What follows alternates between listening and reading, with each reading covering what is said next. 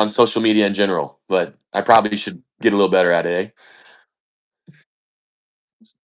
This stuff where things will last. So when we do all the stuff with Chris Moore and all the people that you know, it's like, hey guys, we got to go to YouTube, man. That's where it's going to live a little bit. So, man, go ahead and introduce yourself and walk them through kind of like your vision and what that Brazilian bull is. The owner of Bougie Bullies. We've been breeding for about 6 years now. Um, we're actually not calling Brazilian bulls. We were working with the IBC to have that be the direction we're going to go with these dogs, but I think for now we're just calling it a project. So the loose name on it is the Justable Project. So what are we doing right now? We're just trying to create some bulls. So there's been a lot of talk about paperwork and all this kind of stuff, but I think we're placing the value on creating some cool dogs first, and we'll figure that out second. So um, really, it just came down to breeding a lot of my XLs and learning more about their ancestry and where they pull certain traits from, and realizing that a lot of it comes from dogs that aren't included in the paperwork for whatever reason. And to me, that didn't seem like a angle that I wanted to take in pursuing the ultimate dog for us. And that's I think that's the thing that people don't understand about a lot of the things that we do is I'm trying to create the ultimate pet for me and my family. And I think after I get that dog, it would the thought comes, I hope that you like it too. So then somebody else can enjoy the dog that we create along the way. So um, yeah, that's kind of where we're at with it. And I will tell you that working with Chris Moore and working with the people that we've worked with, I think not being able to talk about something in a transparent way, it kind of hinders how excited you can be about it. And to me, like I don't have to breed for a living. This is something that I do out of just a love for these dogs. I loved animal. My grandparents bred dogs. My dad had a pet store. Like animals is it's in my blood. Like the love of this pursuit. And I call breeding a disease because it's like, man, you can't shake it. When it's in you, you can't shake it. But, you know, pursuing something like this and being able to talk about it and stuff, it's been a lot more fun this way. And honestly, I think it's something that people will see the value in when they see these dogs. Go the American Bully route, which we know has all types of bulldog in it, and then straight up just say, look, I'm going to use Rocky and pair this thing with my dog, and make some magic. Not like the American Bully and what it is in my brain is still the most valuable dog. Like I love the companion dog. I like all the muscle, the substance, and all the bullies that I've had in the past. They've been amazing. They're incredible animals. The companionship they are with my family. Some of the durability that comes along with them and their ability to go out and live a fun life and go to the river with us and just be really good chill dogs. I do still love that about the American Bully. I don't think anybody the American Bully temperament when it's done right, the intelligence behind them, and even just the body, the way they look. Like I fell in love with that, and that's something I'm never gonna steer away from. But when you see a dog like Rocky in person, it's hard to not call him a bully. That's the thing that I would like to argue is if you see the breed standards of the American Bully from whatever standard, and I don't typically look at standards a whole lot anymore anyway, but if you look at that dog, I don't see how he's not considered bully. You can call he's an oldie, but you look at the head ratio, he's got tighter skin on his face than a lot of the bullies that I'm seeing now. He's got Like send me one. Absolutely. And when you see it in person too, and I think a lot of it's come down to the big word that I like now is like proportions. I feel like with the female that I got that I had for Rocky, all that whole litter off my girl Camino, I feel like we finally got the proportions correct in the XLs. And I think when I was looking around, it's like, man, the only dog I see that adds real value to the frame that I think we have on this girl and her siblings is a dog like Rocky. I like the fact that he's a shorter dog. He's got the muscle, he's got the spread, and then his head size. One of the things that we've got to work on is adding a bigger head ratio to the frame that we've got, and I think he's the dog to do it. And then, like I said, the head. I mean, to me, he doesn't look a whole lot like a bulldog. He's got a bully looking head. You crop his ears, that Joker's walking around looking like a pretty damn awesome bully, in my opinion.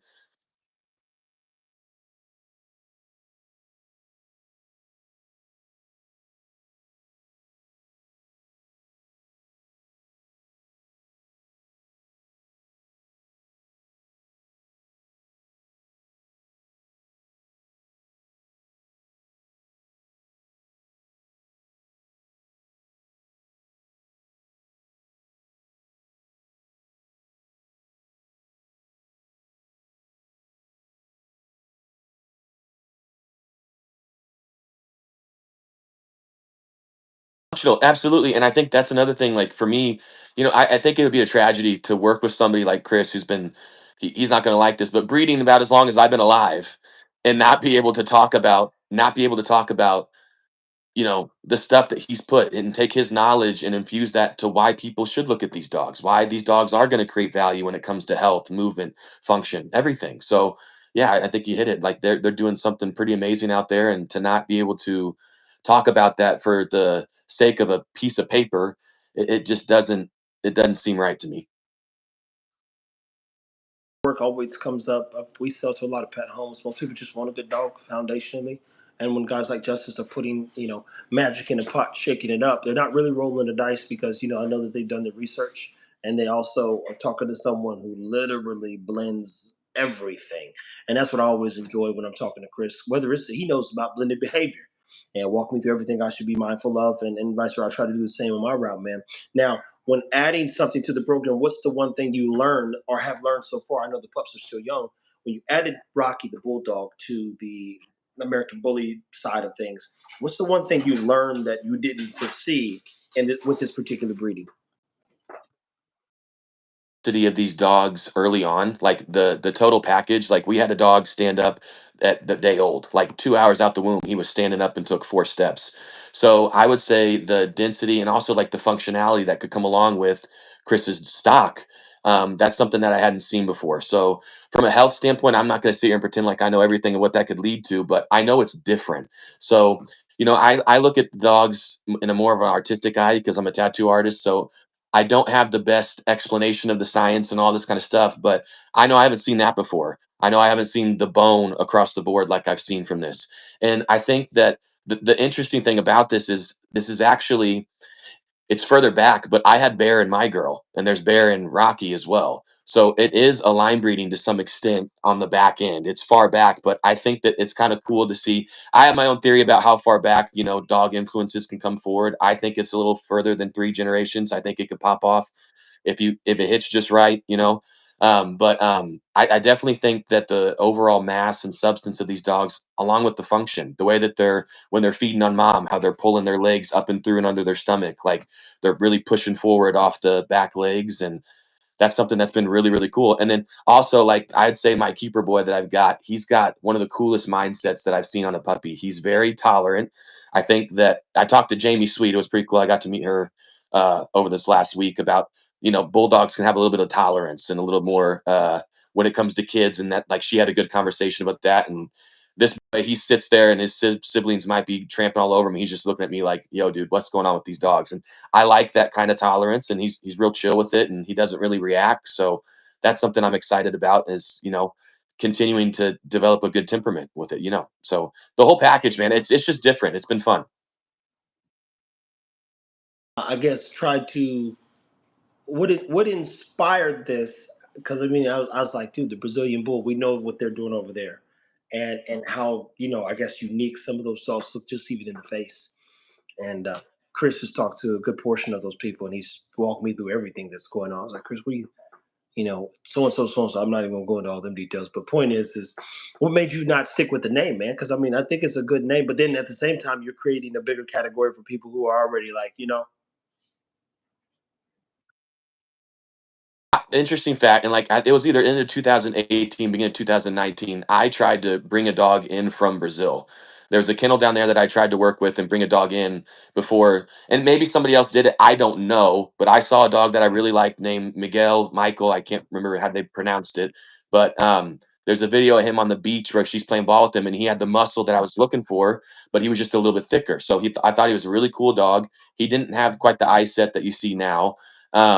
And we just couldn't do it at the time. I tried sending some Johnny Seaman down there to trade semen with them. We just couldn't do it, so it kind of fell through. So to sit here and say that I'm not like acknowledging the cool dogs that they have in Brazil would be a lie. Like they've got, I think one thing they've got is the muscle. I think the muscle I really like to see out of those dogs, and I've seen it for a long time out of there. So would have been nice to call this dog a Brazilian bull just for the sake of paperwork and to kind of pay homage to the combinations they did down there. Yes. Now, when their community comes back and says that the dogs that I have are not from any Brazilian descent. Although genealogy wise and pedigree wise, I do have some of the same blood in these dogs that they used to make the dogs down there. But it's not something I'm gonna just, throw a cow over. I'm like, it's more important for me to get the dog. So when it comes to banning the name, I'm not it's something we're still trying to figure out too. But I think the most important part was seeing the dogs first, and then that's the afterthought. Like we'll figure that out as we go. So, you know, This particular breeding. And guys, look, let me make sure that when you see this later in the future, the American Bully it's this mysterious dog that everybody's implementing ideas into. And unfortunately, most people won't tell the truth or just talk about what they've done. Now you could see it; it's visible. I'm black. If you add me to a formula, somebody come up like, "Where'd that come from?" Well, I'm black. It's very evident. There's evidence, when you get into your larger XLs. There's your mastiffs. When you get into your smaller dogs, there's the bulldog. When you want a shorter snout, they probably use, unfortunately, even crazy shit as the pug. You'd be surprised what they'll do to make some of the exotics and various things. So justice is literally taking. Just put itself out there. Like, hey guys, we're doing a bulldog with an American Bully, which isn't a bad thing. And even when we talked to Ron Papa Pitt back in the day, he said, you got to throw something exotic in there every now and then, which means if you want to double up on some traits and things that exist in the dog, you literally just pull from its lineage. If I was to breed pit bulls and I wanted to create some more substance, I would go back to an Amstaff in my fourth or fifth generation and pull out and not double down on some stuff that exists, and you get some more cheeky dogs even in a sense. So and one thing I just want to touch on that too is like I think that to deny the original recipe that created these dogs is a little foolish to me. I think, and I understand there's angles, and I've talked to different registries about this. I understand that the temperament and the idea that we've got good enough stock.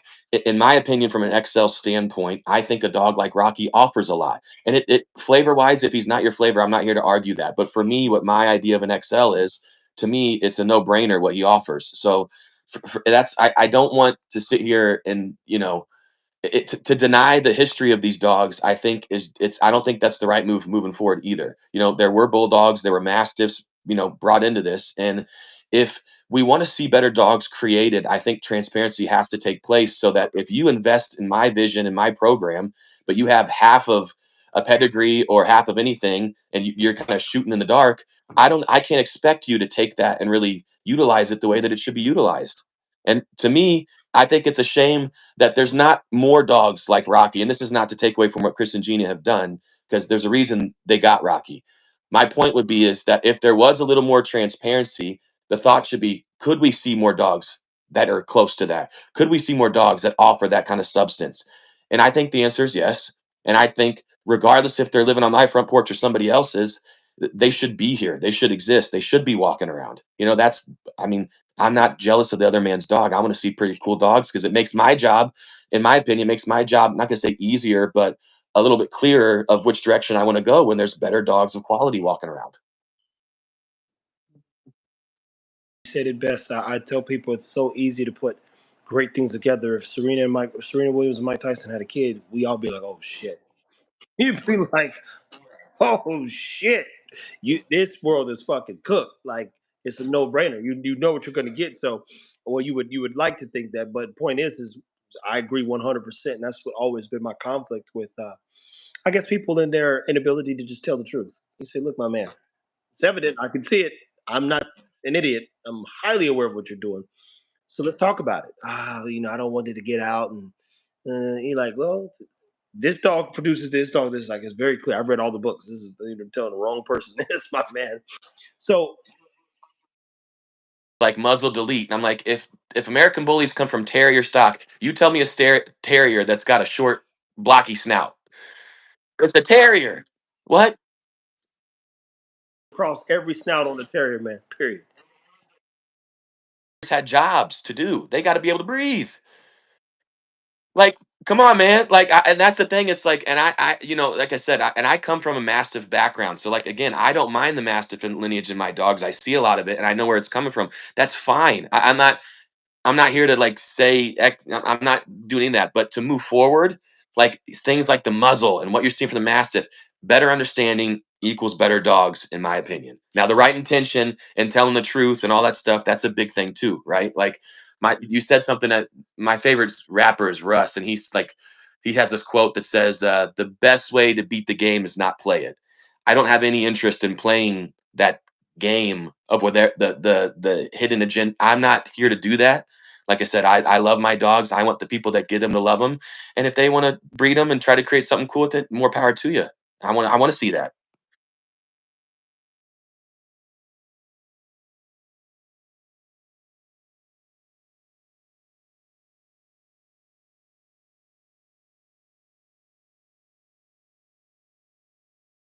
So I'm keeping almost half of them. So that's the problem right now is when you're a family home and you got a certain capacity for dogs and stuff, you got to see a couple of them go. But I'm really fortunate to have a really good circle around me that's going to have some of these dogs as pets, and it'll give us some time to watch everybody develop and just sit back and enjoy the progress of watching them grow, and then make a decision when it's time to take them to the next level. So we got 4 left out of 11. It's funny, this bloodline's usually only give me 5 to 7 puppies, and Naboo had to crank out 11 of them jokers. So she doubled up on me.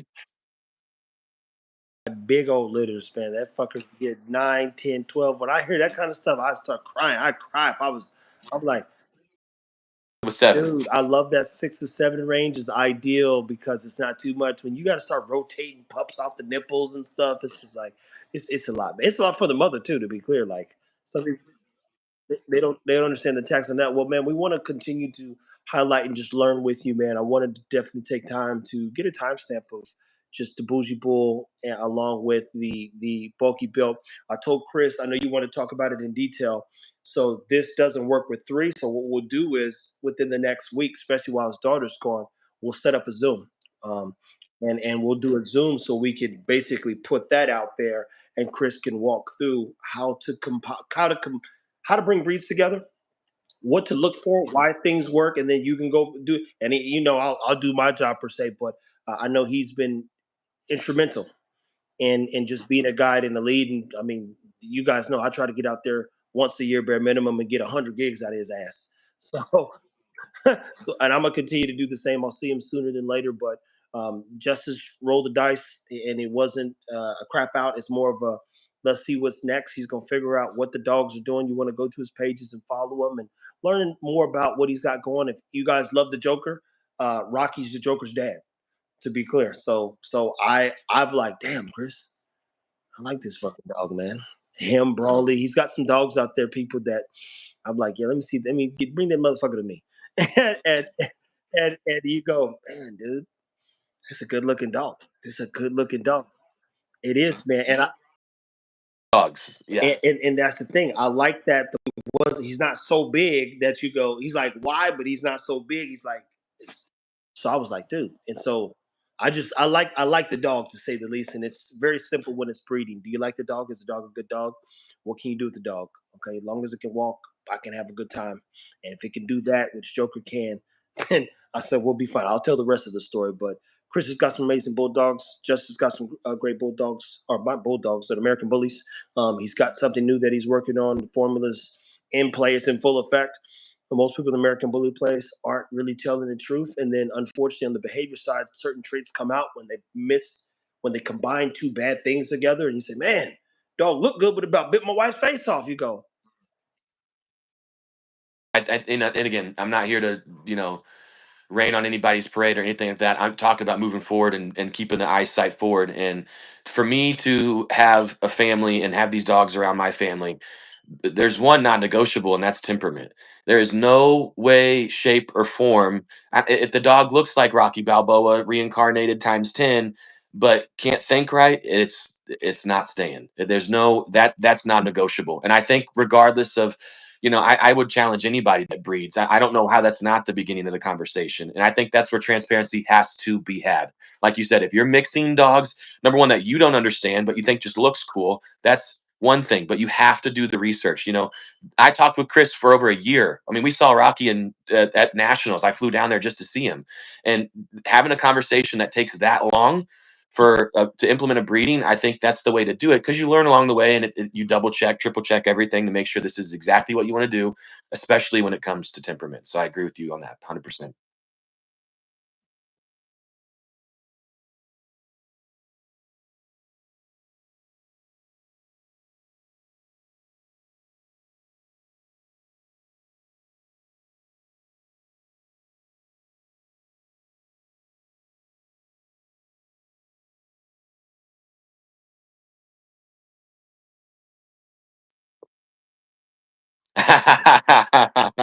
Yeah.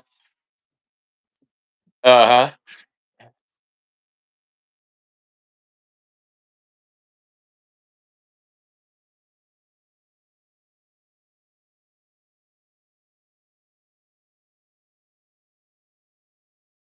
Get people as, and you do TikTok? Listen. We have a conversation off camera how far behind I am on all that stuff. I know. I know. The man has a real job. Like he said, the dogs don't pay his bill. He owns a tattoo parlor. He's a tattoo artist. He's a killer when it comes to working. I've been to his house. Great property, good land. I mean, he's good family. I mean, you got 3 kids now. Oh shit! See what I'm saying? When I was there when she was pregnant, or you just had that one. I was done breeding last year for some scary stuff that happened. So right now, to be where we're at, to have the breedings that we have, the collaborations that we've had, this is like a second wind and a second blessing to be able to even do this live with you. So it's cool. I'm pretty excited about it. Yeah. All right, boss. Jay, man, thank you for the opportunity. All right, Always. peace.